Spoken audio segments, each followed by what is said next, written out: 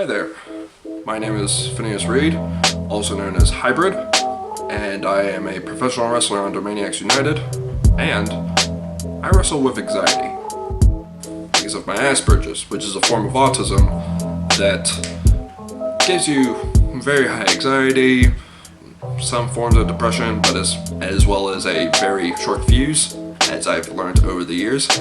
Run!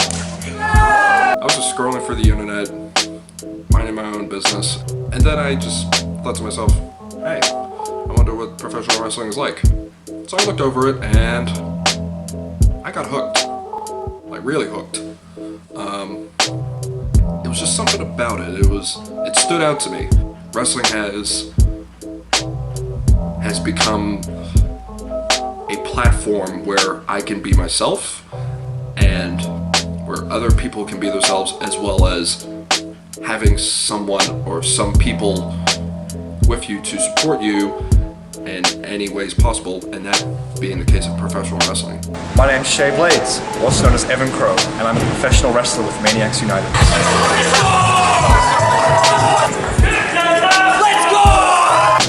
I'm Graham Watts, also known as the Ambulance Lance Adams, also a wrestler with Maniacs.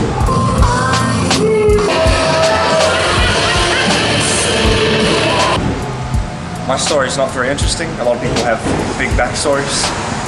Me, it's what I like. I've tried heaps of stuff out. I did karate, didn't work. Scouts, hated it.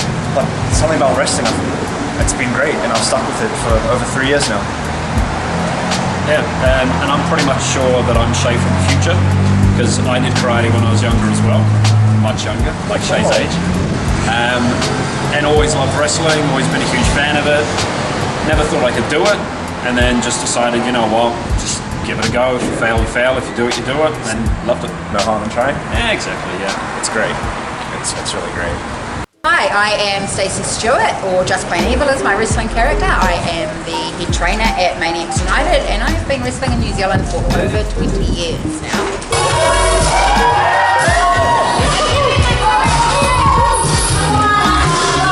New Zealand wrestling is my passion, so I really,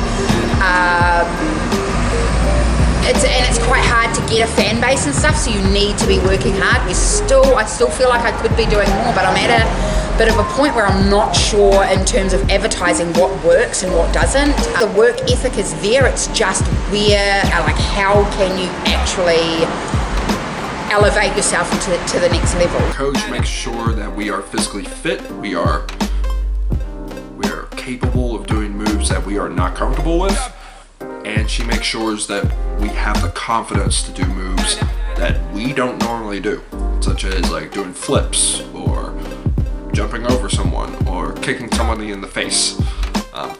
She makes sure we have the confidence to do so, and I absolutely love her for that, to be honest, because without her I would not have so much anxiety in me. I was with a company and I went overseas, and my anxiety and depression actually just kind of killed my opportunities over there. I take full responsibility for not taking people's hands, and I was just really shy and anxious, and it may have come across as egotistical or rude and stuff, and really I was actually struggling to fit in. And so when I came back to New Zealand, they kicked me out of that company, and there was no other place in Auckland where I could train. There was no other place I could do what I do best, like the one thing I felt was my thing in life. So I was like, I can't actually not do this, I've got to do something. And I had a friend of mine, Mel Jones, and she was in the same course as me, like a bachelor in sports or something like that. Yeah, it was. And I just kind of came up with the idea, and we kind of did it together, and yeah, and there really is no better job in the world, I reckon. All the trainings there are wonderful. They may have come from different points of New Zealand, but together we are basically a family. It's how it feels. It's just one big, massive, messed up family. You stole Graham's finisher!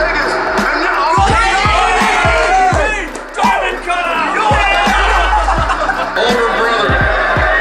Come on. He's not going to do it. I like training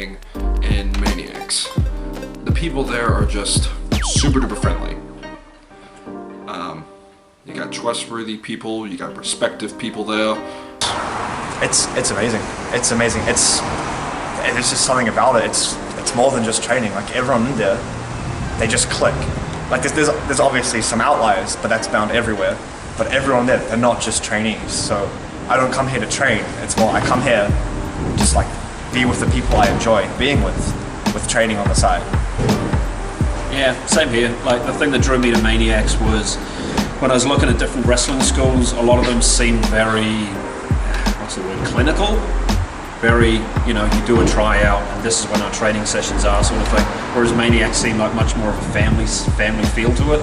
Yeah, there are sessions at specific times and it's a lot of hard work, but it's got the whole family atmosphere and, everyone at training is they're a family together. I've struggled. I really have struggled until I created Maniacs United, and it really has become my safe spot. I'm having trainees that will come and don't like my style of teaching because I can be very direct and stuff like that. So those experiences kind of shape me. I just feel like I can't sacrifice everything that I am to please everyone, because you're never going to please everyone. The people that accept me for who I am stay, and they stay for years. Do you know what I mean? Like I have some people that have been here for coming up to 3 years now, that just accept me for who I am, and my experiences since being at Maniacs United have been a lot better than anywhere else that I've been, because this is my home. I wanted to create a safe space for me and anyone else that came in that was just a little bit different. I'm going to park the Outlander on the grass, guys. When it comes to show days, I go to my coach's place to load up parts of the ring onto trailers, or even the back of utes, or even a van, just so we can get the ring from point A to point B. We act out. We have fun. Like everything that needs to get done gets done, but we have as much fun as we can along the way. Yeah, because everyone's friends, everyone's family.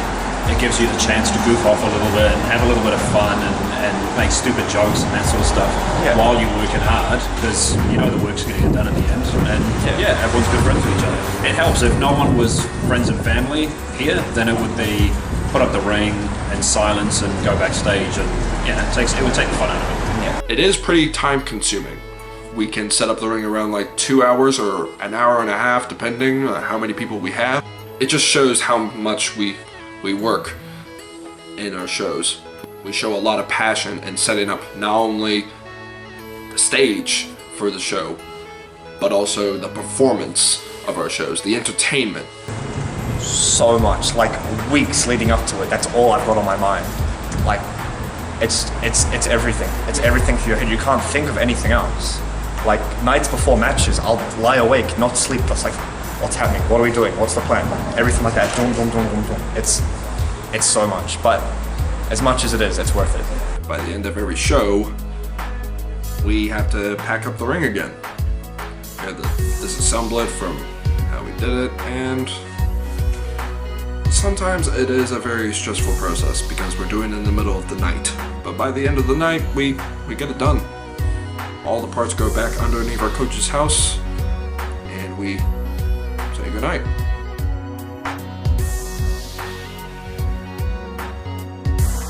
And I got a message for those who have mental challenges out there in the world.